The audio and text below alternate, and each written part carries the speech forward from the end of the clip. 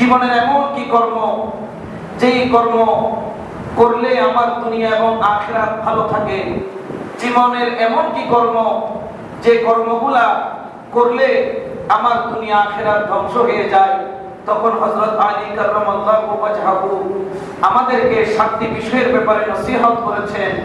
বললেন, ওগো রাসূলের উম্মত, তোমরা যদি 7টি বিষয়ের ব্যাপারে সতর্ক হও, আমি আলী রাসূল থেকে যা শুনেছি, যা জেনেছি, তার মাধ্যমে তোমাদেরকে জানাতে পারি, তোমাদের দুনিয়াটাও সেফ হবে, তোমার আখিরাতটাও সেফ হবে, তোমার দুনিয়াটাও সুন্দর হবে, তোমার আখিরাতটাও সুন্দর হবে।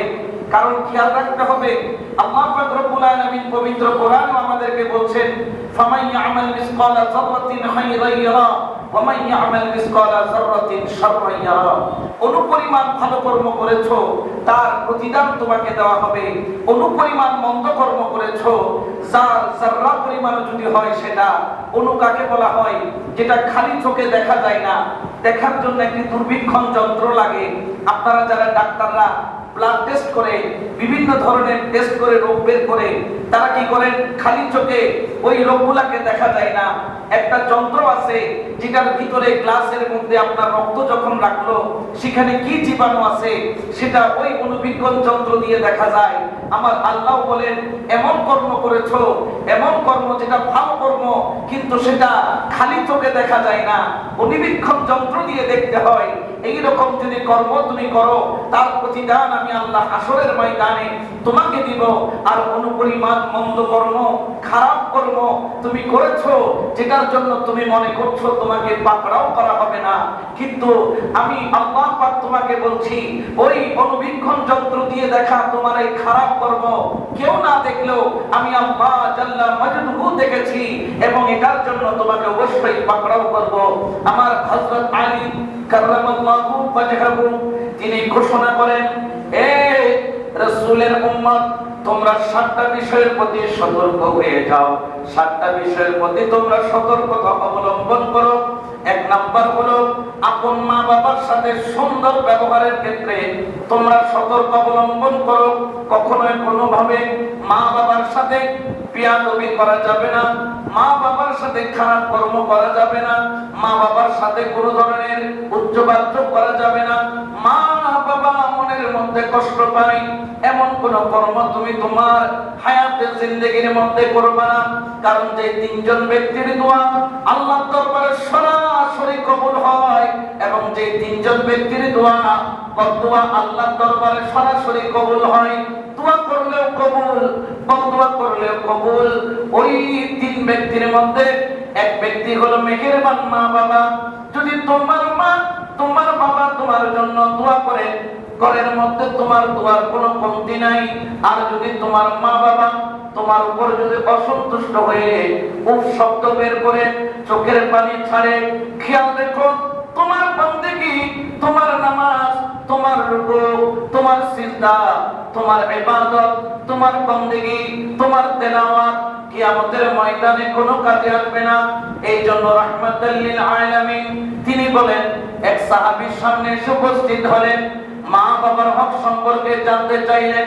রাসূল পাক সাল্লাল্লাহু আলাইহি ওয়াসাল্লাম তিনি বললেন, ওগো আমার উম্মত শোনো, যদি তোমার মেহেরবান মা তোমার উপর এক নজর মহব্বতের নজর দিয়া তাকায়, একবার যদি তোমাকে মহব্বতের নজর দিয়া তোমার দিকে দৃষ্টি করে, আমি রাসূল ঘোষণা করলাম, আল্লাহর তরফ থেকে তোমাদেরকে জানিয়ে দিলাম।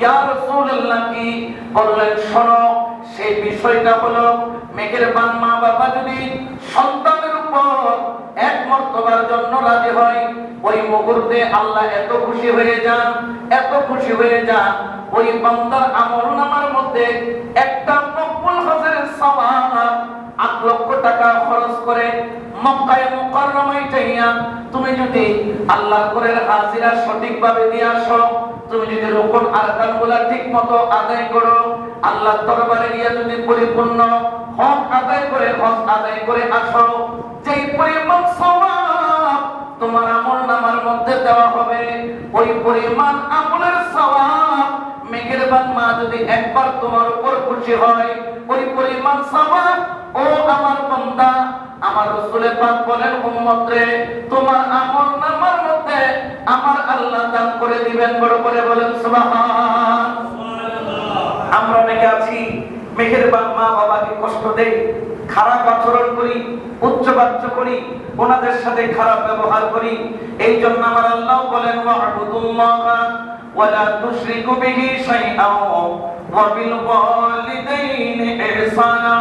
তোমরা আল্লাহর সাথে কাউকে শরীক করো না, আল্লাহর ইবাদত করো। ওয়া'বুদুল্লাহা ওয়ালা তুশরিকু বিহি শাইআন, আল্লাহর সাথে কাউকে কখনো শরীক করো না। আল্লাহ নিজের শান বয়ান করার পরে সাথে সাথে ওই আয়াত সমাপ্তি না করে যার কথা আল্লাহ বললেন ওয়া বিল ওয়ালিদাইনি ইহসানা, তুমি তোমার মেহেরবান মা বাবার সাথে উত্তম আচরণ করো। মা বাবা তোমার উপর রাগান্বিত হলেও তুমি তার উপর রাগান্বিত হবে না। মা বাবা তোমার উপর যদিও বা কষ্ট নিয়ে থাকে, তুমি মা বাবার উপর কষ্ট নিবা না। মা বাবার কোনো কথা যদি তোমার অন্তরে আঘাত এসে থাকে, তুমি কখনো মা বাবাকে আঘাত করবে না।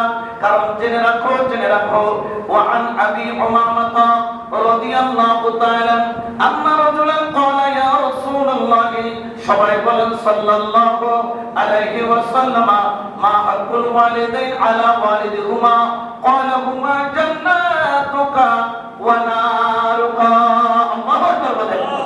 আমার আল্লাহ পাক রব্বুল আলামিনের পক্ষ থেকে আমার রাহমাতুল লিল আলামিন বলেন, সাহাবী এসে আরজ করলেন, আন্না রাজুলান, এক ব্যক্তি আসলেন, আয়েশা আরজ করলেন, ইয়া রাসূলুল্লাহ, মা বাবার হক কিভাবে আদায় করব? মা বাবার হক কি আমাকে একটু করে বলেন। সন্তানের উপর মা বাবার কি কি দায়িত্ব আছে আমাকে একটু করে বলেন।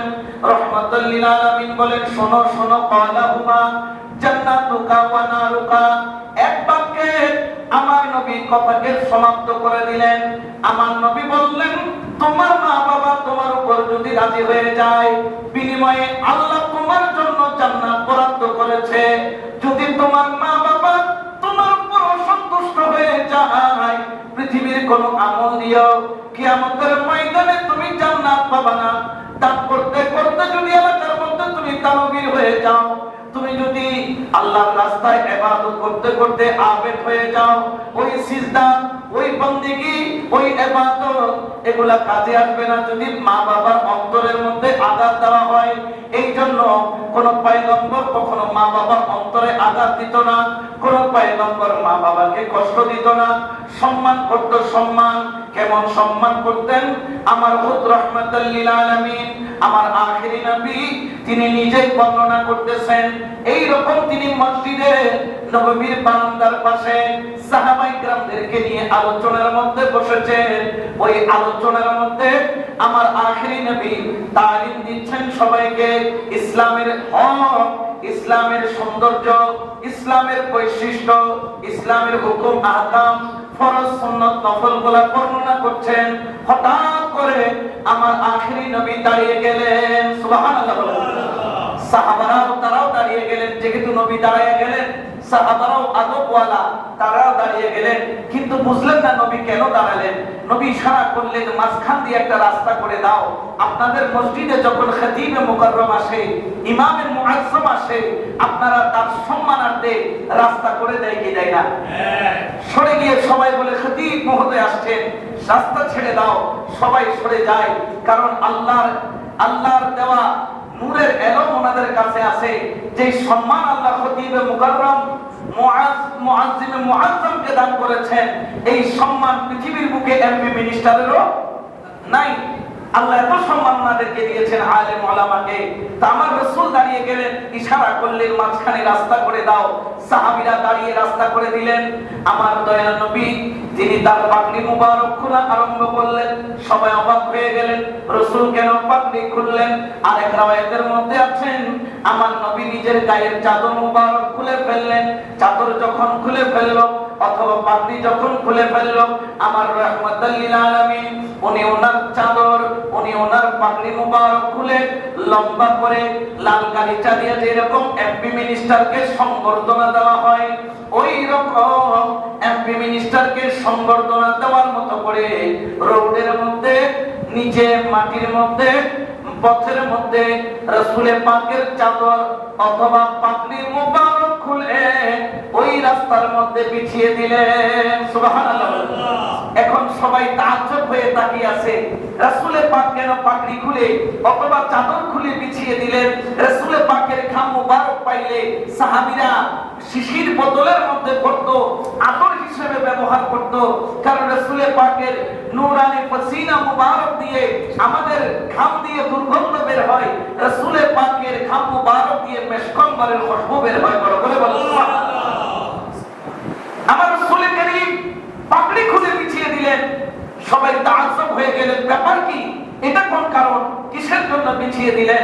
কিছুক্ষণ পর দেখলেন একজন বৃদ্ধা মহিলা লাঠির উপর ভর দিয়ে, যার চুলগুলা সাদা হয়ে গেছে, চামড়াগুলা মোটা হয়ে গেছে, এইরকম একজন বৃদ্ধা মহিলা লাঠির উপর ভর দিয়ে এই রাসূল পাকের দরবারে হাজির হচ্ছেন। রাসূল নিজের আরামগাহ থেকে, নিজের বসার স্থান থেকে তিনি দাঁড়িয়ে গিয়ে ওই মহিলাকে কপালে একটা চুমা দিয়ে রাসূল পাক ঘরের মধ্যে এনে নিজের স্থানে বসালেন। বসাইয়া তার পাও ঠান্ডা পানি দিয়ে ধৌত করে দিলেন, মাথার মধ্যে তেল লাগিয়ে দিলেন, সামনে কিছু খেজুর, কিছু দুধ আর রুটি আনলেন, দাঁত দিয়ে চাবাইয়া খেজুরটাকে নরম করলেন, রুটিটাকে চাবাইয়া নরম করে দুধের মধ্যে, ওটের দুধের মধ্যে চুবাইয়া ওই বৃদ্ধা মহিলার মুখের মধ্যে তুলে দেয়। আর ওই বৃদ্ধা মহিলা সেটা তৃপ্তি করে খায় এবং ওই ওটের দুধ পান করে। বড় করে বলেন না সুবহানাল্লাহ। পান করার পরে রাসূল পাক সাল্লাল্লাহু আলাইহি ওয়াসাল্লাম বিদায় দিলেন ওই মহিলাকে। সাহাবীরা তাজ্জব হয়ে গেলেন, ইয়া রাসূলুল্লাহ, আমরা আপনার ঘাম মোবারককে আতর বানায় ব্যবহার করি, আপনি থুতু ফেললে ওই থুতু আমরা সিনার মধ্যে মসে করি, আপনার নূরানি গায়ের মধ্যে কখনো একটা মশা মাছি পর্যন্ত বসে নাই। আবার রাসূল, আপনি এমন কোন মহিলা আসলো যার জন্য আপনি আপনার পাগড়ি খুলে দিলেন, মাটির মধ্যে বিছিয়ে দিলেন, দস্তরখানার মতো কার্পেটের মতো বিছাইয়া ওই মহিলাকে সম্মানিত করলেন? দেখে আমার রাসূলের দুই চোখ দিয়ে টপ টপ টপ টপ করে পানি পড়ে। আমার রাসূলের পাকের চোখের পানি ঝরঝর করে ঝরে। রাসূলের পাকের কান্না দেখে সাহাবীরাও কান্না করা আরম্ভ করলো। রাসূল, আমি কি আপনাকে কষ্ট দিলাম? বলে না, ইনি আর অন্য কেউ নয়, ইনি হলেন আমার মেহেরবান মা। সুবহানাল্লাহ। বলে না, ইনি আমার মেহেরবান মা। আমার মায়ের জন্য আমি আমার চাদর খুলে, পাগড়ি খুলে আমি তার কদমের নিচে বিছিয়ে দিয়েছি। রাসূল পাক যখন এই কথা বললেন, সাহাবীরা হাত জোর করে বললেন, রাসূল গো, আরেকটি আরজ আপনার কাছে রয়েছে, জানতে চাই। বলে, বলো। ইয়া রাসূলুল্লাহ, আমরা শুনেছি আপনি দুররে ইয়তীম। আপনি দুররে ইয়তীম। দুররে ইয়তীম মানে কি? দুররে ইয়তীম হচ্ছে যিনি জন্মের আগে বাবা ইন্তেকাল করে, জন্মের পরে মা ইন্তেকাল করে। রাসূল, আপনি তো দুররে ইয়তীম। আমরা শুনেছি আপনি দুনিয়াতে আসার আগে আপনার বাবা খাজা সৈয়দ আব্দুল্লাহ ইন্তেকাল করেছেন। আপনি দুনিয়াতে আসার পরে 6 বছর বয়সে আপনার আম্মা জান আমিনা ইন্তেকাল করেছেন।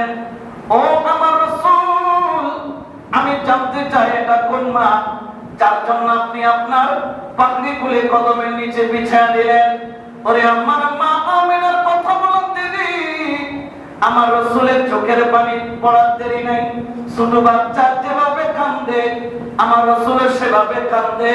তিনি দাঁড়ায় থাকতে পারলেন না, বসে পড়লেন, হাঁটুর উপর মাথাটা রাখা এমন ভাবে কান্না করা আরম্ভ করলেন। রাসূলের পাকের চোখ মুবারক ভিজে গেল, দাড়ি মুবারক ভিজে গেল, সিনা মুবারক ভিজে গেল। রাসূলের পাক বলেন, ওরে আমার সাহাবারা শোনো, এটা আমার মা আমিনা নয়, এটা আমার মা আমিনা নয়। আমার মা আমিনারে পাইলে আমি রাসূল আমার মাথার পাগড়ি বানাইয়া রাখতাম। এটা আমার মা আমিনা নয়, এটা আমার দুধুমা হালিমা, যার একটা স্তন থেকে আমি আখিরি নবীর দুধ পান করেছি। আমার মা দুধুমা হালিমার ওই স্তনের দুধের হক আদায় করতে গিয়ে আমি রাসূল আমার পাগড়ি খুলে আমার দুধুমার কদমের নিচে বিছায়া দিলাম। সুবহানাল্লাহ। তাহলে যদি আপনি আপনার আখিরাতকে বরবাদ করতে না চান, আপনি যদি আপনার আখিরাতকে সুন্দর রাখতে চান, এক নাম্বার কাজ হলো কখনো মেহেরবান মা বাবার সাথে বেয়াদবি করা যাবে না। মা বাবার সাথে যদি বেয়াদবি করে থাকি, আজকে যাইয়া মা বাবা থেকে পাও দুইটা বুকের সাথে বাজাইয়া, মা গো তুমি আমাকে ক্ষমা করে দাও, বাবা তুমি আমাকে ক্ষমা করে দাও। যদি ওনারা ক্ষমা করে দেন, আল্লাহ কি করে দিবেন? ক্ষমা করে দিবেন। ওনারা ক্ষমা না করলে আল্লাহ ক্ষমা করবে না। আজকে ঘরের মধ্যে যাবেন, চাইয়া মেহেরবান মা বাবা ওনাদের সামনে দাঁড়াবেন।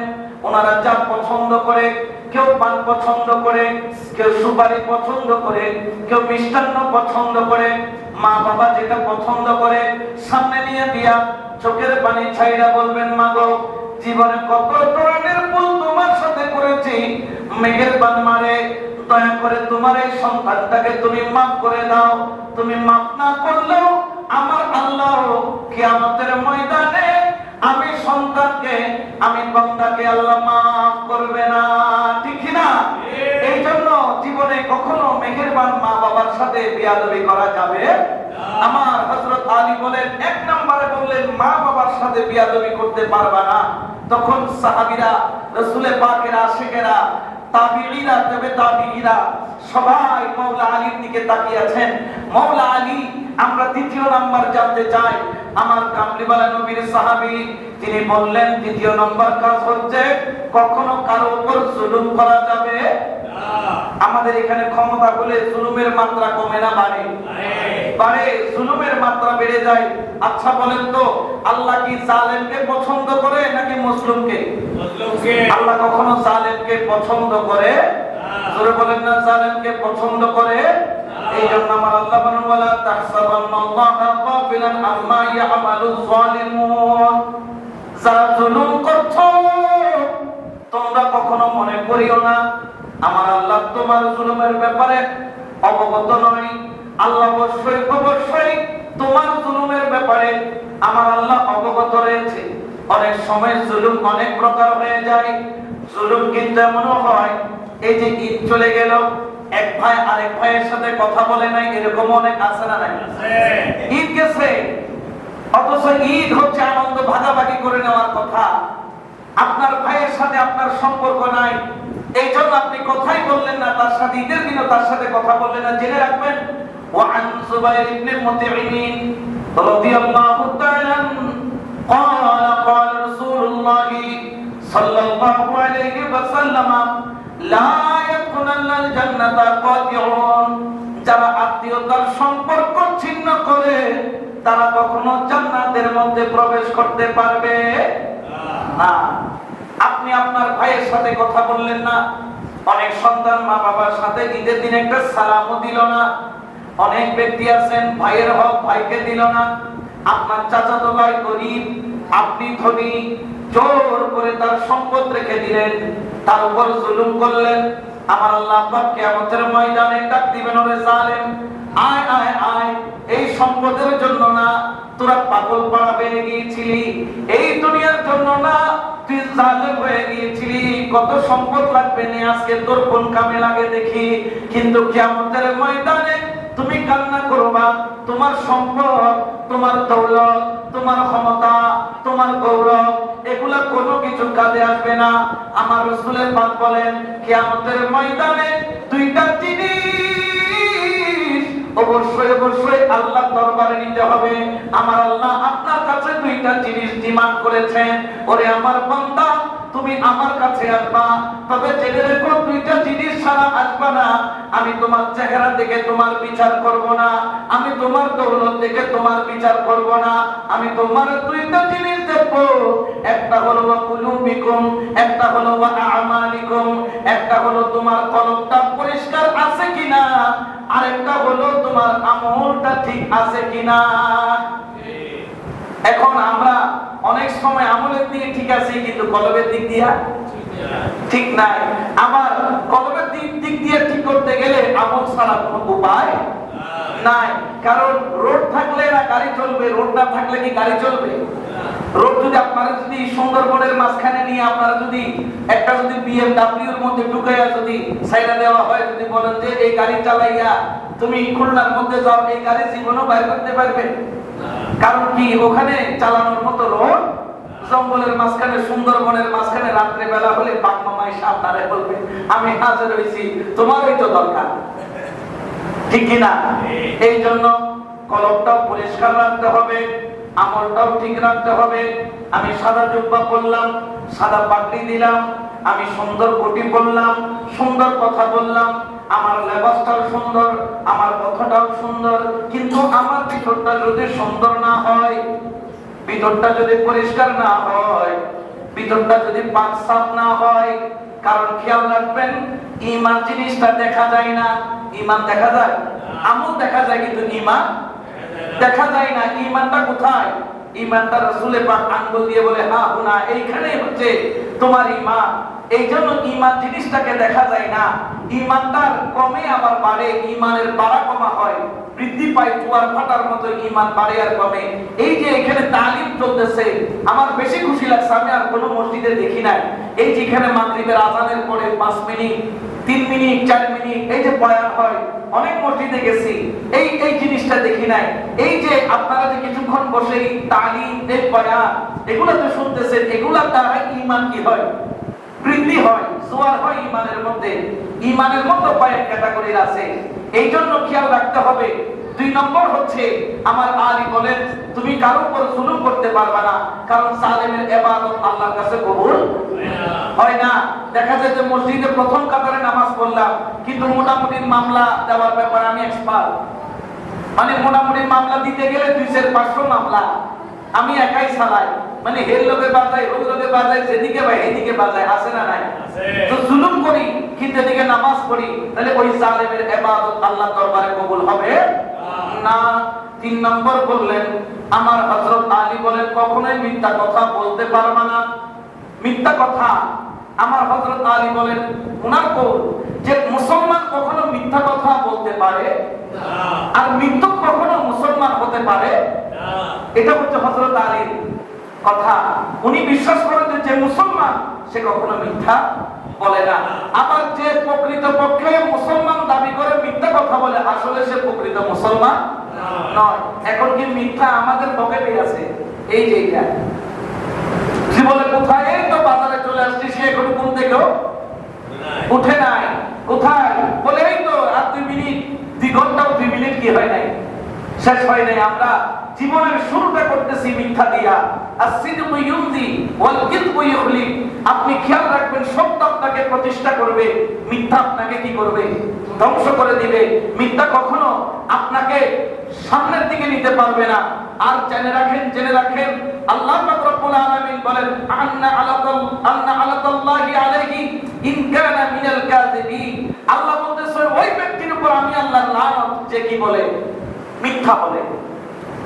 যে মিথ্যা বলে তার উপর কার লানত? আল্লাহর লানত। আল্লাহ নিজে তাকে লানত দিচ্ছেন। আল্লাহ তাকে লানত দেয়, সে কখনো ঈমানদার হতে পারে না। আল্লাহ তাকে লানত দেয়, সে ইবলিস হতে পারে, কিন্তু ঈমানদার হতে পারে। এই জন্য আমাদেরকে চেষ্টা করতে হবে যে আমরা যাতে মিথ্যা না বলি। কারণ খেয়াল রাখবেন এই জবানটা সংশোধন হয়ে গেলে এই কলমটাও কি হয়ে যায়? সংশোধন হয়ে যায়। এটার সাথে এটার একটা কি আছে? কানেকশন আছে। এই জন্য রাসূল পাক বলেন তোমার 2টা জিনিসকে আমার জিম্মায় দাও, আমি জান্নাত তোমার জিম্মায় দিয়ে দেব। আল্লাহর কাছ থেকে খুঁজে তোমাকে জান্নাতে নিয়ে যাব।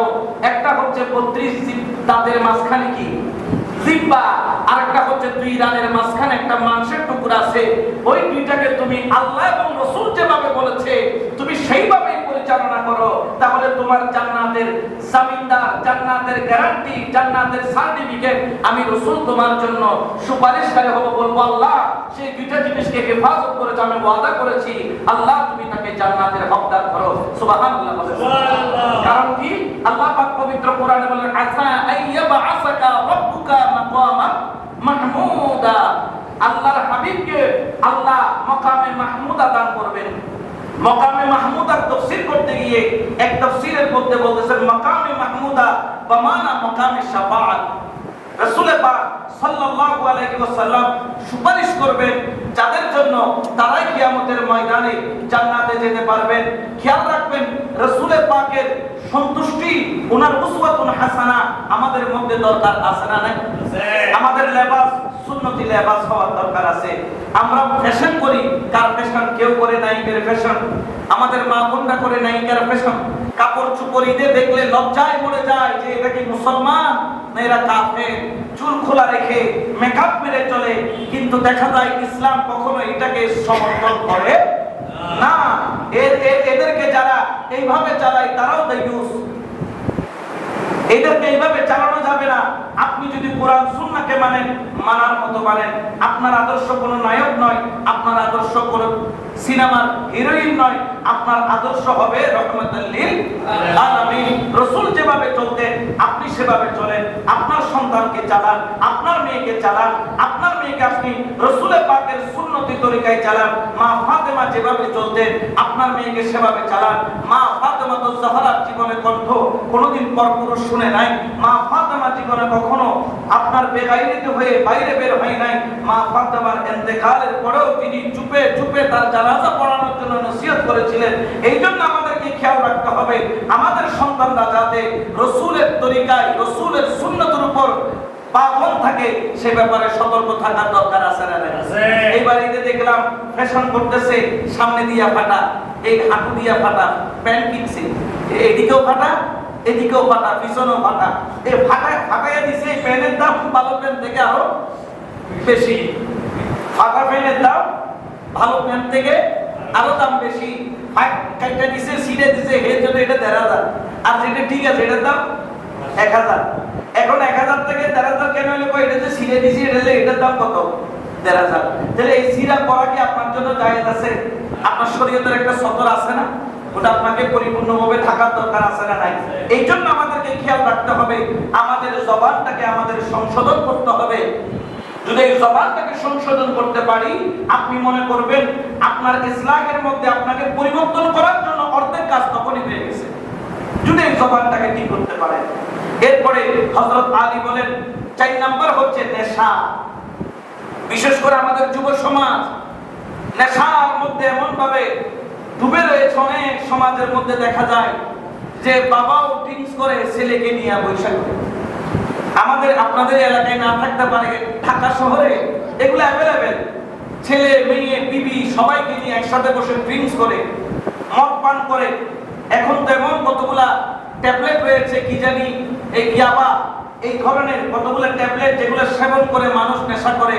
নেশা করা হালাল না হারাম? হারাম। নেশা করা হারাম। যখন আমার কামলিওয়ালা নবী রাহমাতুল লিল আলামিন ওনাকে আল্লাহ পাক বলতেছেন ইয়াসআলুনাকা আন খামরে, ইয়া রাসূলুল্লাহ, আপনাকে যখন নেশার ব্যাপারে জিজ্ঞেস করবে, নেশা জাতীয় দ্রব্যের ব্যাপারে জিজ্ঞেস করবে, জুয়ার ব্যাপারে জিজ্ঞেস করবে, আপনি তখন বলে দেন এটার মধ্যে বিশাল বড় গুনাহ রয়েছে, এই গুনাহর দিকে যাওয়া যাবে না।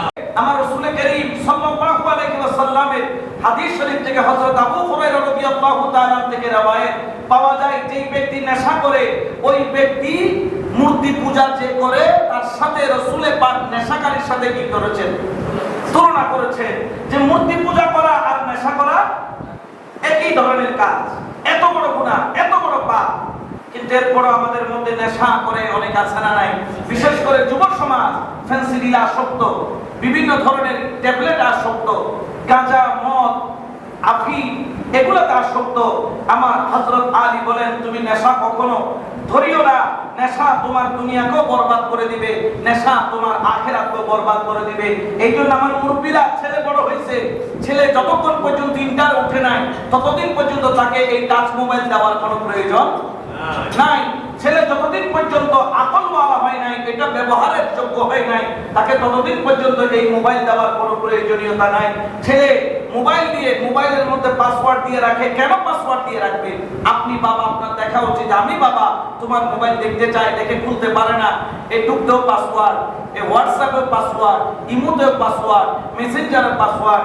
মনে করবেন ডাল মে কুছ কালা, এখানে কোনো বেজাল